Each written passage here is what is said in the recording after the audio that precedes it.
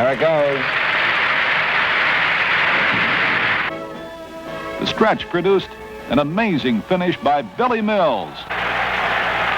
And here we go in the final lap for the gold medal in the 10,000 meter. And up front is Bill Mills. He's pressing Ron Clark, the world champion. Bill Mills in the United States, number 722, is leading Ron Clark. And in third place right now is Mahout Gammoudi of Tunis. A tremendous upset if Bill Mills can hang on. But Gammoudi goes out ahead as Gammoudi right now leading in the 10,000 meter. Ron Clark is third. Rather, Bill Mills is in third. Ron Clark is in second right now. This is the final lap for the 10,000 meter. The unheralded Mahout Gammoudi of Tunis is putting on a tremendous sprint. He's out ahead of Ron Clark. Bill Mills, the United States, is in third place. This will certainly be the fastest 10,000 meter ever run by an American. Here's Mills, who seems to be boxed in. Suddenly there's an opening, and here he comes. Here they come down the final lap. Can Ron Clark catch Gammoudi? They're going through the field. He's coming up. He's passing Gammoudi. Look at Mills! Look at Mills! Look at Mills! Coming on. Mills is coming on. It might be Bill Mills. What a tremendous surprise here. Bill Mills of the United States wins the 10,000 meter. Bill Mills of the United States, a tremendous upset, wins the 10,000 meter here. His unheralded winner from Kansas. Thank you, thank you. October 14th, 1964, Tokyo, Japan, starting at 4:30 in the afternoon. I laid footprints on Mother Earth that forever altered my life, and to this day continues to challenge my wife Patricia and I as we seek the horizon of our future. That moment for me was very magical. I truly felt as if I had wings on my feet. I was told the moment was electrifying. I was told the world had just witnessed the greatest upset in Olympic history unfold. However, that's not what I took from sport. What I took from sport today could be considered three of the greatest challenges, or three of the greatest lessons you and I, individually and collectively, as the United States of America, needs to address. I took, for example, it's the journey, not the destination, that empowers us. It's the daily decisions we make in life, not just the talent we possess, that choreographs our destiny. And now traveling to over 100 different countries, I've taken a true sense of global unity through the dignity, through the character, through the beauty of global diversity. Unity through diversity. Not only the theme of the Olympic Games, far, far more important, the future of humankind. However, that's not the world I saw as I looked around as a young child growing up. It was not the world Patricia and I saw right before we left for the Olympic Games in 1964 with the assassination of President Kennedy. It was not the world we returned to, the assassination. Dr. Martin Luther King, Bobby Kennedy. I've always felt something inside of me was broken. And it always pertained to what was described through the Civil Rights Movement, when leadership in America stood up and took a stand against equality. Something was broken. But I experienced something was broken when I was 8 years old, and my mother died. I thought that it was related. I remember my dad telling me, my words, not his, but as I grew to understand his words as I matured, "Son, you have broken wings." And I started crying. But I'll share something with you. If you follow it, if you follow what I share. Someday you can have wings of an eagle. He told me to look beyond the hurt, the hate, the self-pity. All of those emotions will destroy you. Look deeper And way down deeper where the dreams lie, son, find your dream. It's the pursuit of a dream that heals broken souls. I was challenged to take our culture, tradition, spirituality, and extract out the virtues and the values that empower culture, tradition, and spirituality, and transfer those virtues and values into my educational pursuit. I transferred them into my Olympic pursuit, into our marriage, into trying to be a better man. Why? Simply because it's the virtues and the values of any society that gives its citizens direction, confidence, and a clarity of mind to make positive decisions and stay the course, to pursue the dream in search of a passion. I was challenged to find a passion, develop the skills to equal the passion, to bring passion and talent together, because what happens? Boom! Magical things happen. I'm this innocent little boy wanting to create the magic. Magical things happen, and one or two of the magical things you do over your lifetime could be looked upon as a miracle. I wanted to create the miracle, just a little innocent mind. My father died when I was 12. My world came crushing down. Look throughout the world and you see worlds come crushing down daily. Perhaps if my father had lived even 10 years, he died at age 49, he would have been able to explain to me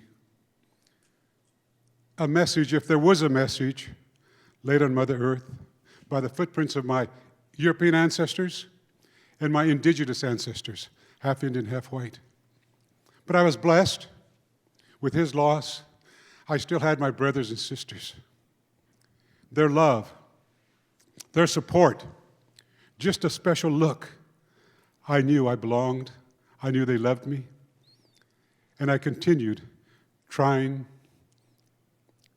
to find a passion. Later, Patricia, the young lady I was falling in love with, now my wife of 56 years, her inspiration, her love, her belief, I thought just maybe I could find a passion. I could develop the skills and bring the passion and skill together. Perhaps create the magic. But I was not ready. I was not prepared for the many faces of racism in America and the various directions they come from, combined with being hypoglycemic, borderline diabetic, eventually diagnosed hypoglycemic and type 2 diabetic. With the challenges of the racism encountered, there was a very quiet form of depression that I suffered, and suicidal thoughts. But I didn't understand what made me broken. After making All-American in cross country, and I'm asked to get out of the photo, I broke. I know what it is to be broken. I'm at my hotel room. I'm on a chair, third or fourth floor, I can't recall. But I'm going to jump. But I want to tell you why I didn't jump. I didn't hear through my ears, underneath my skin. Movement, energy, that sounded like a word. Don't. It sounded like my dad's voice. I remember getting off the chair and writing down a dream to heal a broken soul. I wrote down gold medal, Olympic 10,000 meter run. God, my creator, has given me the ability. The rest is up to me. Believe, believe, believe, believe. Graduated from college, Patricia and I were married. Took a commission in the United States Marine Corps, a young second lieutenant, made the Olympic two events, and Patricia and I arrived in Tokyo. Within a few days, she's 32 seats up, coming off the final curve to the finishes a finish in most of the races. I'm on the track at the starting line for the Olympic 10,000-meter run. Boom! The starter's gun is fired. The race is underway. Lap after lap fall behind. Runners fall behind. 1 lap to go. I'm in second place on Ron Clark's shoulder, who later had 18 world records, one of the great all-time distance runners.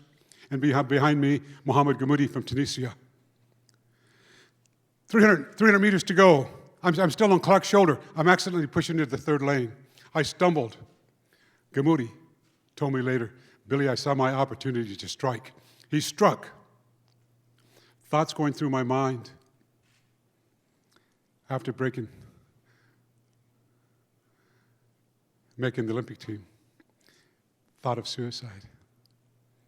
I was going to take after them, and I was going to hit them for pushing me. Why? The most cowardly way of quitting. Let me say it this way. More women in America are injured by men beating them than all the women killed in accidents, mugged, murdered, and the list goes on. It's time to change. I was not going to hit. I decided to let them get, as Gamoudi broke between me. I stumbled again. I decided to let them get maybe 10 yards ahead of me. I'd make one final try with 100 meters to go, knowing Pat was 32 seats up. Within seconds, we're there. Clark, 7 yards ahead of me. Gamoudi, 6 yards ahead of me. They go by a lapped runner. As I go by the runner, I glance out of the corner of my eye. The runner turns his body. In the center of his jersey was an eagle. Was an eagle. I'm this little boy going back to my father. Son, if you do these things, someday you'll have wings of an eagle. Wings of an eagle. I can win. I can win. Then the next thought. I may never be this close again. I've got to do it now. Then this comfortable, calm feeling with the thought, I'm going to win, but I may not get to the finish line first. Did I contradict myself? I'm going to win, but I may not get to the finish line first. Then, wings of an eagle. I won, I won, I won. The tape breaks across my chest. A Japanese official came up to me. He grabbed me. Who are you? Who are you? I respond with, oh my God, did I miscount the laps? Do I have one more lap to go? Finished. Finished. You're the new Olympic champion. I go to find the runner with the eagle on his singlet. I found him, and I look. I'm going to tell him that helped me win. I look. There's no eagle. It simply was a perception. Perceptions can create us or destroy us. I felt that moment was sacred. I felt it was a gift. Patricia and I wanted to respond, to have our own personal giveaway, one of the most powerful virtues of a Native American. We wanted to give an opportunity for people locked outside of the American dream, an opportunity to have hope, to have dreams. We started with Running Strong for American Indian Youth. We met this incredible man with great vision, Gene Kresek, who founded Christian Relief Services. We created Running Strong for American Indian Youth. Started drilling water wells where in America water has to be trucked twice a week for drinking, bathing, and washing. Building dialysis clinics, organic gardening projects so people can grow their own vegetables, take some to market. We saw young people, young Indian people, who had these beautiful dreams locked up inside of their eyes, but they were not coming out because roads can become misleading. It's easy to lose direction, to lose hope when you're locked outside of an American dream. We founded the Dream Starters program to help young people who have these incredible dreams partner with a mentor and with our support bring their dream to reality for the betterment of themselves, for the betterment of America. And then I was on my own personal quest, wanting to know why something inside was broken, why I didn't feel like I belonged. What I'm going to share with you next was discussed as people stopped my wife and I on the streets. Istanbul, the Maldives, the Malaysia, and ask me questions about what I'm going to share with you. I started studying the doctrine of discovery. What I found was fascinating and painful. May 4th, 1493, courtesy of the Vatican, the Pope wrote the doctrine of discovery. What I'm going to say is not an attack on Jesus Christ. It's not an attack on Christianity. I'm a Christian man. But it shows you how free will can influence people for their own empowerment, for their own greed. May 4th, 1493, the Pope wrote, courtesy of the Vatican, the doctrine of discovery. Any new lands found can only belong to the first Christian monarch that discovers them. And the inhabitants, the pagan, the indigenous people, must come under international rules of law upon landing on their shores. Their language, their religion, their laws, song, dance will no longer apply, and they must submit to Christianity. But then it was realized if the indigenous people submitted to Christianity, they could own land. So it was determined the indigenous people of the Americas had no souls. Half of me was not human. The European half had a soul. Justifying one of the most devastating genocides to ever occur on the planet Earth. Potentially 60 million indigenous people. Sure, germs played a major part, but germs were also planted. Justifying legal theft of the lands. 1823, we're a young country, 50-some years old. Our United States Supreme Court, to win a lawsuit, based their defense on the doctrine of discovery. Indian people cannot own land. Won the lawsuit for them. We can sign treaties and break treaties. Every treaty signed, every treaty broken. Locked outside of the American dream. When you're locked outside of a dream like that, what replaces it? A poverty of dreams. And people begin to break. That lawsuit gave birth, and that is still good law in our law books today. That lawsuit gave birth to Manifest Destiny. This land is a gift to the European immigrants from God. Now the land had to be developed. Slavery. There are no words to describe the inhumane assault, violation of the innocent. Following slavery, the slaves were freed. Jim Crow. Our leadership in Washington, D.C. goes to the poor white throughout America, saying, don't let them take your jobs. It's documented, creating fear. Fear gave birth to hate. Hate gave birth to racism.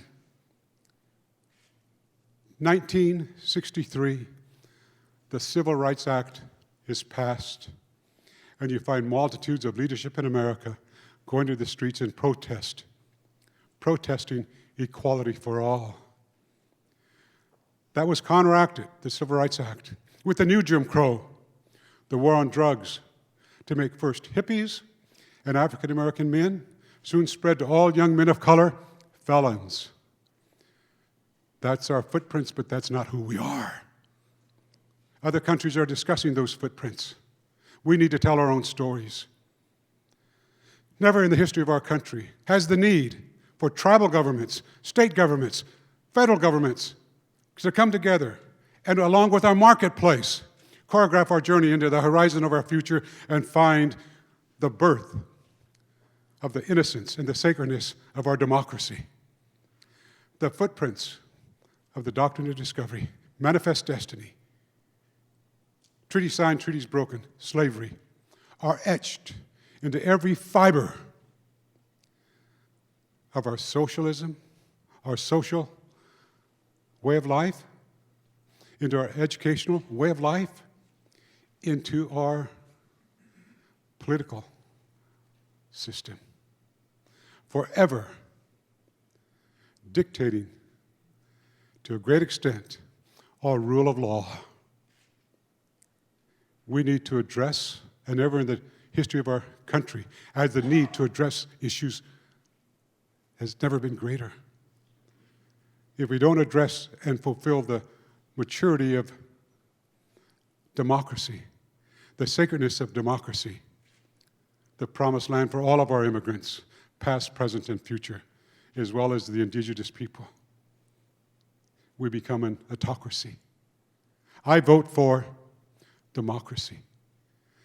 I challenge you to join me in spirit as warriors, promoting global unity through the dignity, the character, the beauty of global diversity, and do it in this manner.